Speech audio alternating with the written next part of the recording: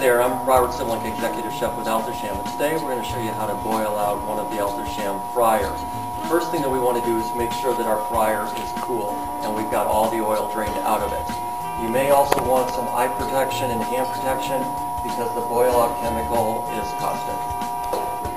Alright, the first thing that we want to do is access our control panel.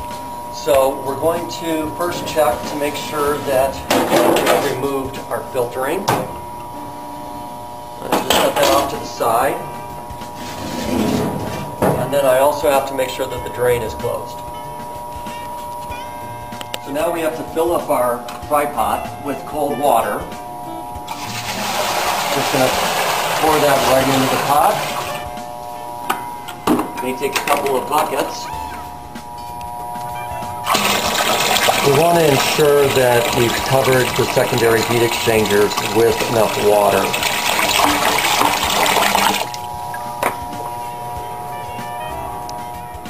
With the boil out powder, you're going to want to follow the recommendations that are on the box, and that will probably be between 2 and 4 cups of powder for a large format fryer. The smaller fryer will take a little bit less.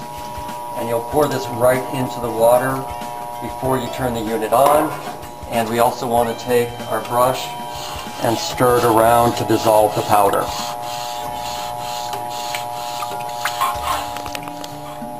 Alright, now we're going to turn the main power breaker on, and you may also have to push the high limit reset switch. Now to start the boil out process, we actually have to, from the off position, push the chef key and hold it in approximately 5 seconds, and we've got boil that comes out on the display here. We'll push the right arrow, and it's asking us if we're ready. We'll push the right arrow again, and we will actually start the process. The fry pot is going to heat up, and then we are going to let it stay at temperature for 10 minutes. Now that we've been in boil out mode for 10 minutes, the timer went off and we went into off mode. So I'm going to take my scrub brush now and be able to clean all the surfaces of the fryer, ensuring that all crumbs or fried on particles will be removed. Now we need to drain the water that's in the tank out. So we're going to open up our drain valve here. Open it slowly in the beginning so that you don't have any splashing. And we'll drain all the water out of the fry pot.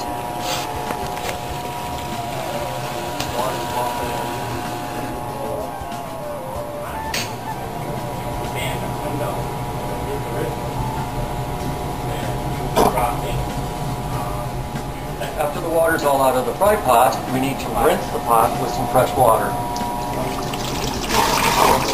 Pour it across all surfaces, ensuring that all the cleaner and oil has left the frying pot.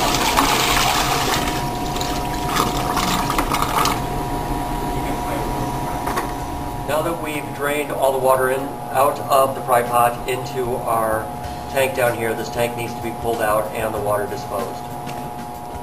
Before adding the oil, we want to make sure that all the surfaces are dry inside the fry pot. Most of them will dry just from the residual heat after the boil out, but if there's any wet surfaces, just take a paper towel and get the moisture off of the tank.